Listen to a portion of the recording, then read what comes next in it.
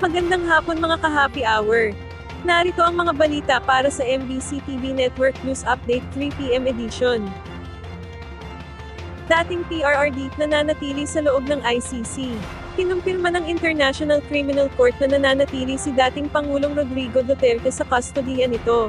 Una nang sinabi ni dating Executive Secretary Salvador Medialdea na wala ang dating Pangulo sa International Criminal Court Detention Center, kasunod ang kanyang pagtungo roon upang bisitahin ang nakadetening dating Pangulo. Pero ayon sa ICC, nananatili ang dating Pangulo sa kustodiya nito sa ICC Detention Center sa Scheveningen. Ayon naman sa Embahada ng Pilipinas sa Netherlands, hiniling ni dating Pangulong Duterte na makausap ang consular officer ng embahada kung saan nakatanggap sila ng tawag mula sa dating Pangulo dakong alas 10:44 nitong gabi ng Huwebes oras sa Pilipinas. Dito ay sumailalim siya sa medical check-up at naging mabuti naman ang lagay ng kanyang kalusugan.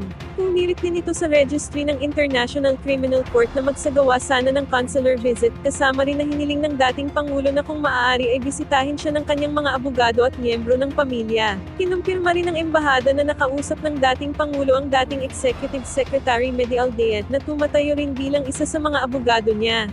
Ayon kay ICC spokesperson Fadi El Abdallah, ang pagsasailalim sa medical check-up kay Duterte ay isang standard practice para matiyak na protektado ang kanyang kalusugan.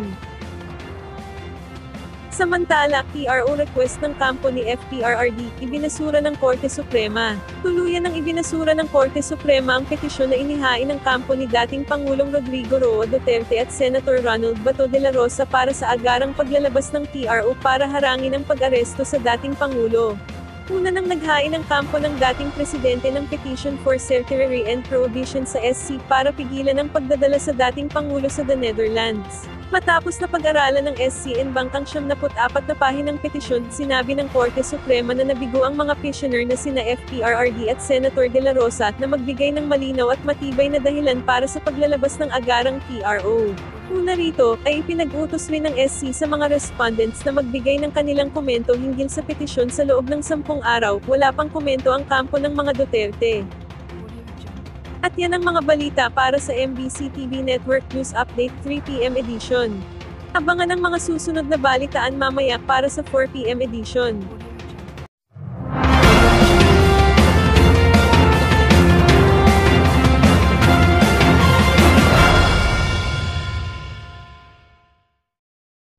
Mga ka-happy hour, kung gusto mong manood ang mga balita sa MBC TV Network News Update, mag-subscribe sa aming YouTube channel, i-like ang aming Facebook page, at i-follow sa aming TikTok account.